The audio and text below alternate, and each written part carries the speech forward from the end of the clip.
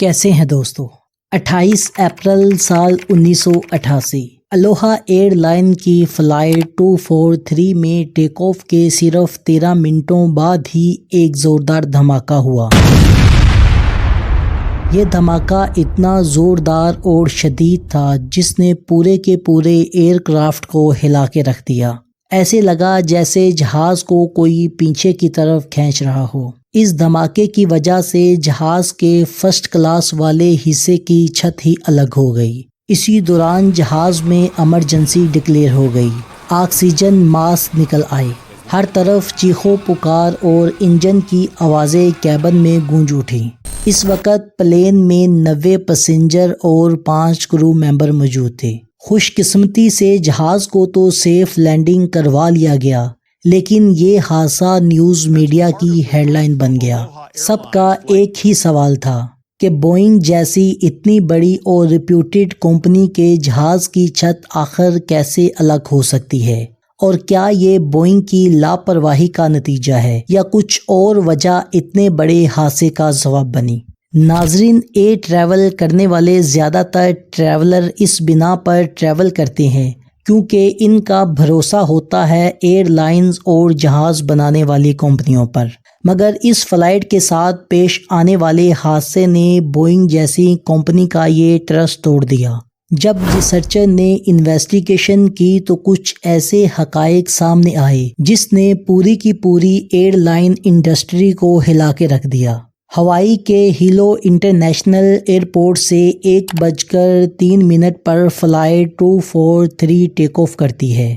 یہ Boeing company کا ایک 2 سیریز ایئر کرافٹ تھا جس نے ہوائی کے کیپٹل ہونولولو پر ہی لینڈنگ کرنا تھی۔ اس ڈسٹنس کو کمپلیٹ کرنے میں 1 گھنٹے سے بھی کم وقت لگتا تھا۔ یہ جہاز پچھلے 19 سالوں سے ہوائی کے آئی لینڈ کے بیچ ہی اڑان بھر رہا تھا، اسی لیے اس ایئر کرافٹ نے تقریباً 90,000 فلائٹ کا ریکارڈ درج کیا تھا۔ یہ جہاز صبح سے 3 بار انہی آئی لینڈ پر ٹیک آف اور لینڈنگ کر چکا تھا، اس لیے فرسٹ ٹیک آف سے پہلے ہی اس کی انسپیکشن کر لی گئی تھی اور چوتھی اڑان کے وقت اس پروسیس کو اسکپ کر دیا گیا۔ ٹیک آف کے چند منٹوں بعد ہی ایک فلائٹ اٹینڈنٹ نے پیسنجر کو ابھی چائے اور کافی دینا شروع ہی کیا تھا کہ اچانک 1:48 پر ایک زوردار دھماکہ ہوا جس نے پورے کے پورے ایئر کرافٹ کو ہلا کے رکھ دیا۔ جب فرسٹ آفیسر نے کارپیٹ سے پیچھے مڑ کے دیکھا تو اسے اپنی آنکھوں پر یقین نہ آیا، کیونکہ کارپیٹ کے ساتھ فرسٹ کلاس والے حصے کی 18 فٹ لمبی چھت جہاز سے الگ ہو چکی تھی۔ اس ٹوٹی ہوئی چھت سے کارپیٹ میں رکھا ہوا سامان اور دوسری چیزیں پلین سے باہر نکل کر ہوا میں اڑنے لگی۔ اس وقت پلین 24,000 فٹ کی اونچائی پر تھا۔ آپ کو بتاتے چلیں کہ اتنے زیادہ الٹیٹیوڈ پر ہوا میں آکسیجن کا پریشر کم ہو جاتا ہے، اس لیے جہاز کے اندر آرٹیفیشل پریشر سے آکسیجن کو بھرا جاتا ہے۔ ظاہر ہے کہ جہاز کی 18 فٹ لمبی چھت اڑ جانے کی وجہ سے آکسیجن کا سارا پریشر ختم ہو گیا۔ چونکہ جہاز میں موجود آکسیجن ماسک پلین کی چھت میں ہوتے ہیں، لہٰذا چھت کا وہ حصہ ٹوٹ کر الگ ہو چکا تھا، اس لیے وہاں بیٹھے پیسنجر کے پاس آکسیجن ماسک نہیں تھے، جس سے پیسنجر کا دم گھٹنے لگا اور تیز ہوا کے پریشر سے وہ ایک دوسرے سے ٹکرانے لگے۔ چونکہ ابھی لوگوں نے سیٹ بیلٹ پہنی ہوئی تھی، اس لیے چھت اڑ جانے کے باوجود بھی لوگ اپنی سیٹوں پر بیٹھے رہے۔ اگر ایسا نہ ہوتا تو تیز ہوا کے پریشر سے پیسنجر 24,000 فٹ کی اونچائی سے ایئر کرافٹ سے باہر چلے جاتے اور ان کی جان چلی جاتی۔ فرسٹ آفیسر نے یہ سچویشن دیکھی تو جہاز کا کنٹرول کیپٹن رابرٹ کو دے دیا، جنہوں نے ہونولولو ایئرپورٹ کی بجائے ان کے ٹھیک نیچے ہوائی کے ایک ایئرپورٹ پر ہی لینڈنگ کرنے کا ڈیسیژن لیا، کیونکہ کیپٹن جانتے تھے کہ ہونولولو تک پہنچنے میں جہاز 2 ٹکڑوں میں تقسیم ہو جائے گا۔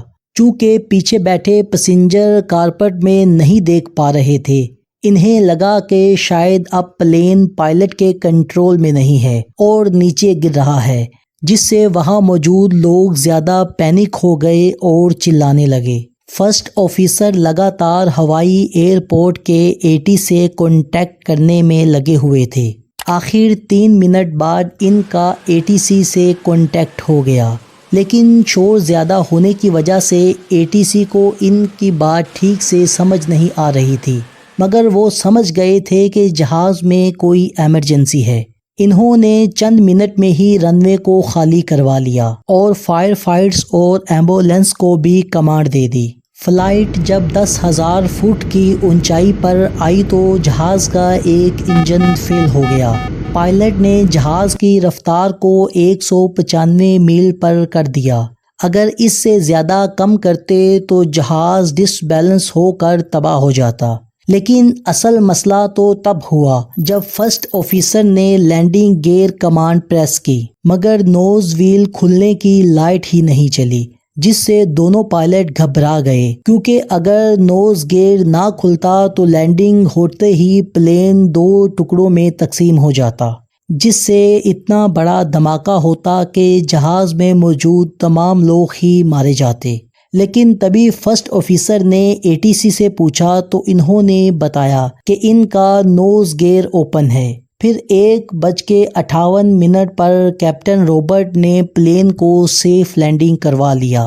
حادثے کے کچھ دنوں بعد جب انویسٹیگیشن شروع ہوئی تو ایک پیسنجر نے انویسٹیگیشن ٹیم کو بتایا کہ جب وہ بورڈنگ کروا رہی تھی تو اسے جہاز میں ایک چھوٹی سی دراڑ دکھائی دی، جسے اس نے معمولی سمجھا اور کسی کو رپورٹ نہیں کیا۔